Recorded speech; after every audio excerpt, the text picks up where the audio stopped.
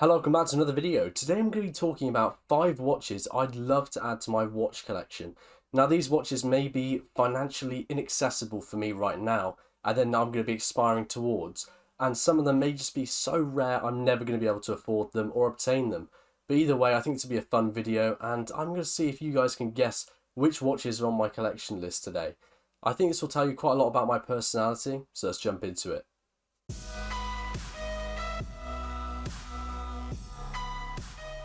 So I'm sure I'm not going to satisfy everyone with my list, so when you're watching this video, if there's a watch that you don't quite agree with, change it out for another watch that you'd prefer, and then comment it down below. I'd be really interested to see which 5 watches you would pick to add to your collection. Now before we jump into watch number 5, could I please quickly ask you to subscribe to the channel? It only takes 1 second and it would greatly help me try and reach my goal of 1,000 subscribers. Thank you ever so much. Now let's jump into it. So the first watch on this list, number 5, is going to be a watch from the watchmaker's watchmaker, JLC. Now can you guess what watch is going to be from JLC? I'll give you 1 second to think about this. It's going to be a Reverso. You probably assumed that, but it's going to be a Reverso, but not any Reverso. The Reverso Tribute Calendar. Now it's not the most complicated Reverso JLC have ever done, but it is commercially available and it's only for £22,000.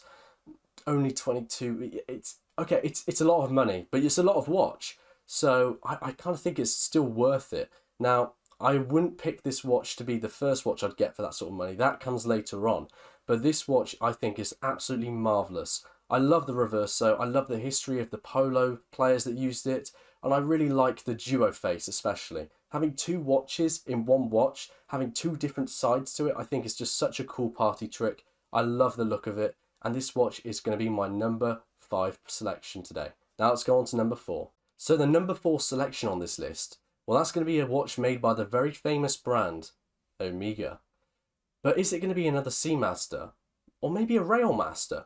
Or even the very famous Speedmaster? Yeah, it's a Speedmaster. But not just any Speedmaster, the Silver Snoopy awarded Speedmaster. Now this is a special boutique exclusive Speedmaster, which is quite rare to get your hands on. It's not overly expensive, but it's just not really that available. And I think if you're going to go for a Speedmaster, why not have a Speedmaster where on the back of the case, you can see a little Snoopy go to the moon. I just think icing on the cake, it looks incredible. Why not have it? So the number 3 selection is for a watch from Patek Philippe. Now I actually had hands-on experience with this watch when I went to Geneva, and I absolutely fell in love with it. It was a watch that I'd sort of seen but not really admired too much. But then when I had it on wrist, it then became a Grail watch immediately. It was a watch that was so simple and elegant on the dial, but then you reversed it and it was just so complex and intricate. It was a complete juxtaposition in one slim little dress watch, and I absolutely fell in love with it.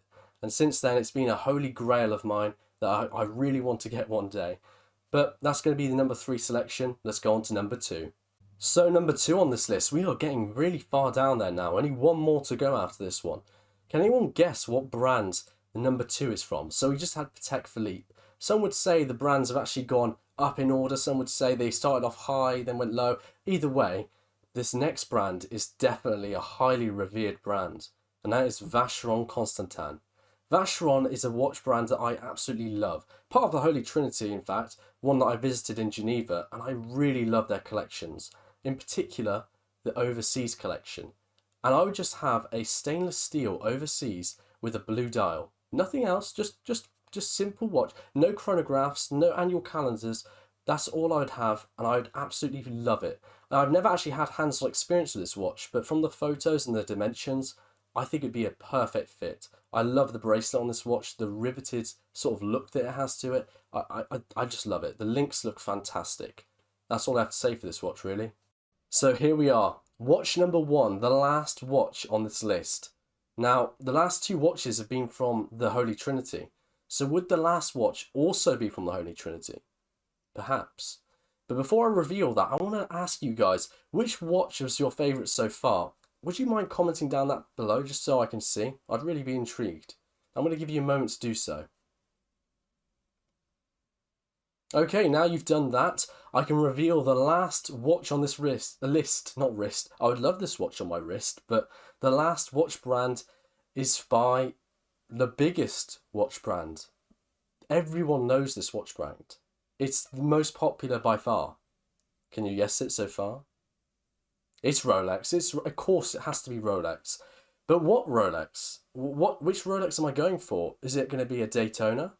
Maybe a Paul Newman Daytona, one of the most expensive watches in the world, or maybe just a Datejust, or maybe it's just an Oyster Perpetual, just because I'm just so simple. Well, I can tell you it's none of those.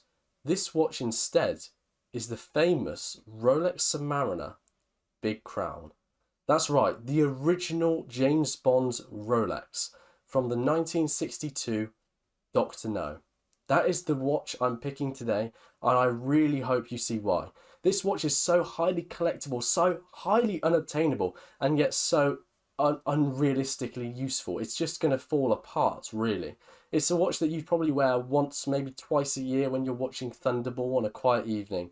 That's all you'd use this watch for, and I'd love it for that. The sheer history and the desirability of this watch makes it number one today. I mean, it's also by far the most expensive watch on this list, coming in at around £100,000. But I hope you've enjoyed this list, and I hope you've enjoyed this video.